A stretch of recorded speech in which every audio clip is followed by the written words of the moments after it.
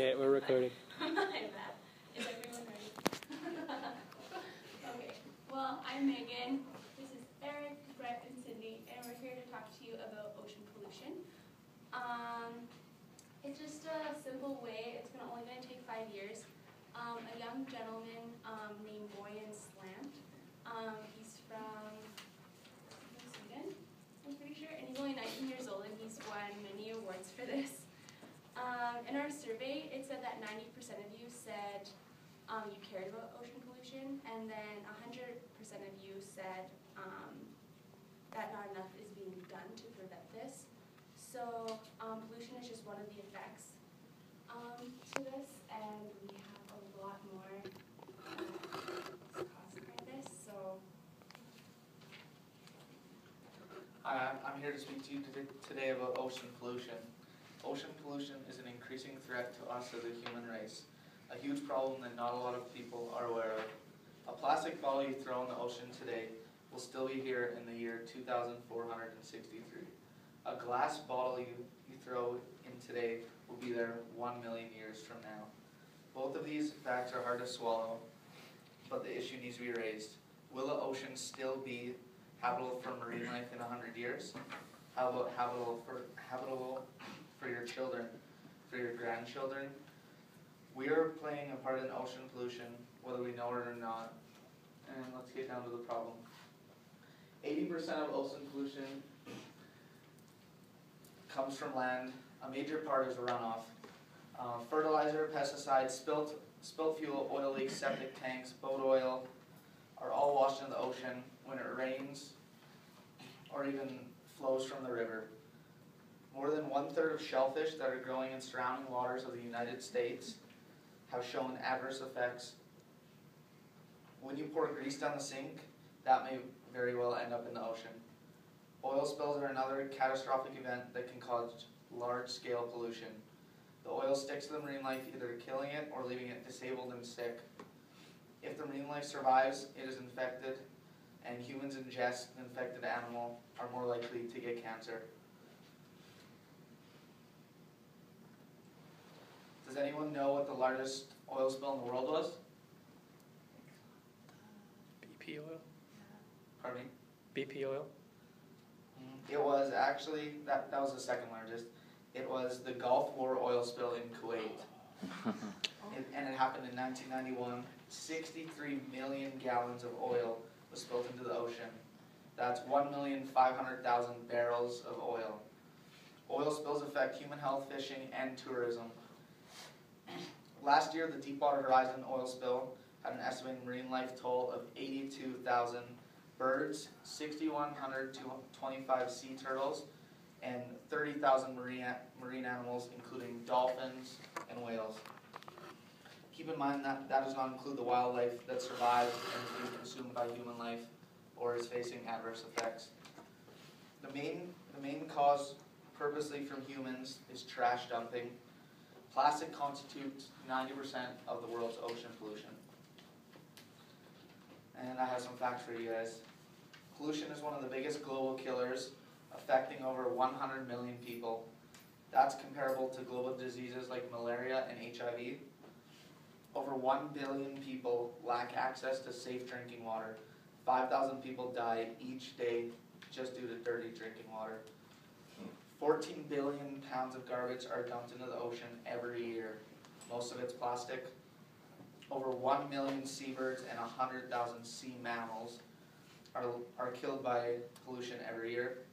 Approximately 46% of the lakes in America are too polluted for fishing, aquatic life, or swimming. Americans make up an estimated 5% of the world's population. However, the United States produces an estimated 30% of the world's waste and uses 25% of the world's resources. Each year, 1.2 trillion gallons of untreated sewage, stormwater, and industrial wastes are dumped into the U.S. water alone. Recycling and composting prevented 85 million tons of material away from being disposed of in 2010, up to 18 million tons in 1980.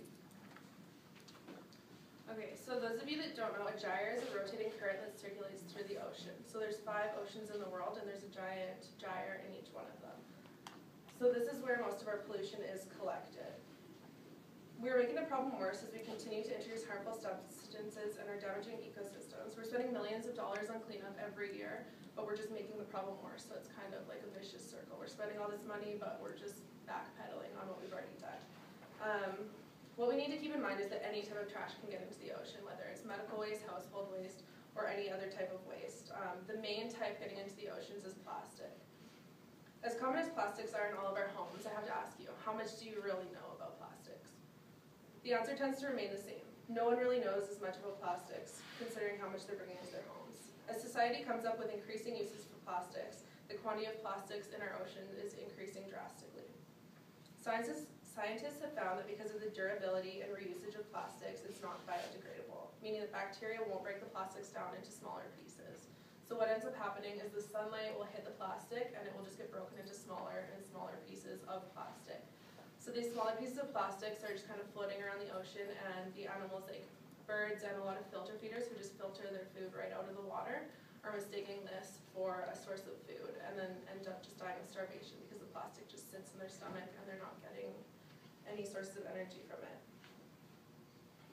Waste products can enter the environment in a number of different ways, whether it's improper waste disposal, intentional or accidental dumping, littering from the shoreline, or just water runoff. The vast majority of people who litter don't think twice about it and think that dropping a can or a piece of garbage on the ground may not make that big of an impact. But actually the reality of it is you being too lazy to find a garbage can have a huge impact on the animal's life. So some examples of this are the loggerhead turtle, or sea turtles, often mistake plastic bags for their favorite food, which is the jellyfish, and they then ingest them, it gets stuck in their stomach, it causes suffering for a while, and eventually just kills them. Many marine animals and birds have often been entangled in the 6-pack rings that hold soda cans or beer cans together, ends up choking them. There's even animals that it doesn't kill, and it just like negatively impacts them for their life while they're still alive. Other animals become entangled in large pieces of debris, which can eventually cut their skin, slow them down, or even drown them. So here's just some pictures of that. This is a bird that's eaten all the different plastics, and as you can see, it just kind of like rotted into its stomach and eventually killed it. This is one of the turtles that's just been caught up in a net, and obviously did not go very well for it. So we need to stress the importance of recycling. We need to reduce our consumption of plastic packaging and clean up the mess that we've already made. So as Megan said, 19-year-old Boyan Slat conceptualized a fleet of processing platforms for the removal of said plastics. This device would remove millions of tons of plastics from our oceans while still allowing marine animals to pass through it unharmed. And Eric's going to tell you a little more about this device after you watch our informational video.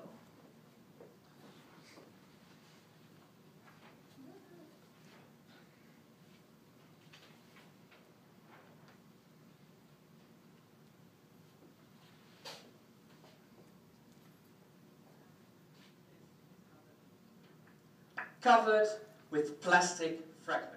You don't see a lot of wet particles in here because those look like food to birds more than any other compound.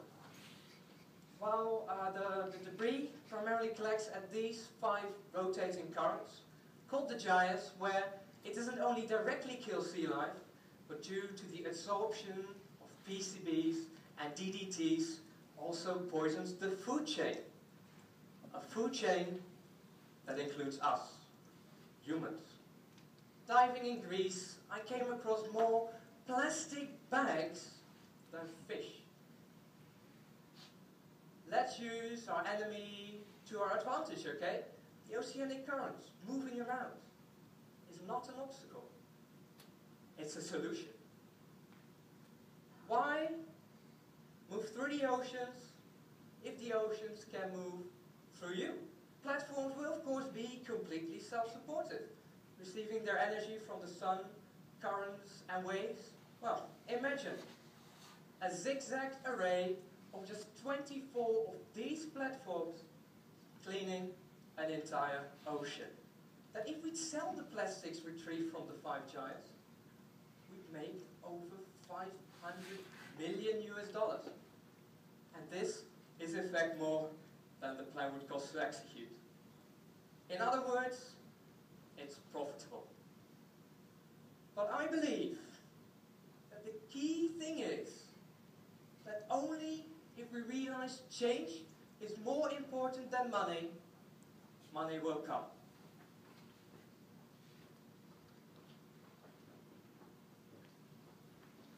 So, like was mentioned, our main problem with trying to clean up the oceans is all of our cleanup missions, we go out, we chase garbage around, we use boats to gather it up, and it's just not efficient.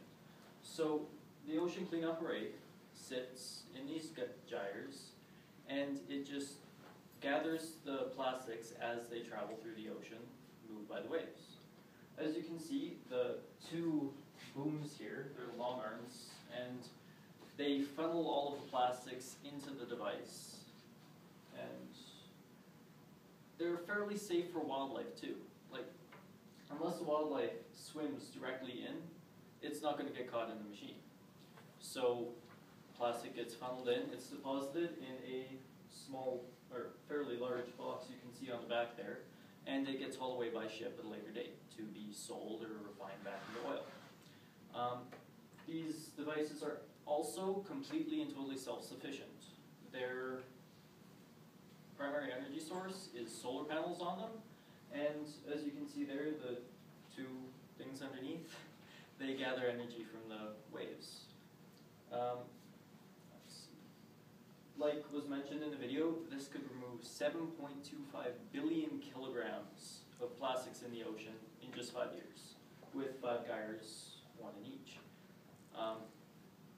And this is an estimated 1/3 of the total surface plastic in the ocean today.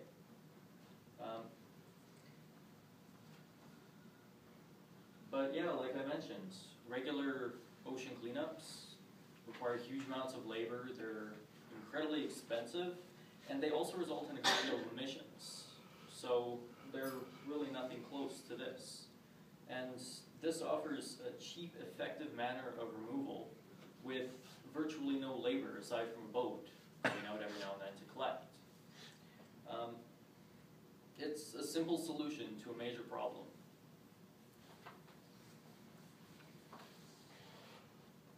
Okay, so like you guys said in the surveys, 100% of you said that you guys cared about the ocean pollution, so you can go to www.buoyantslant.com/donate. Any donation is profitable in this case.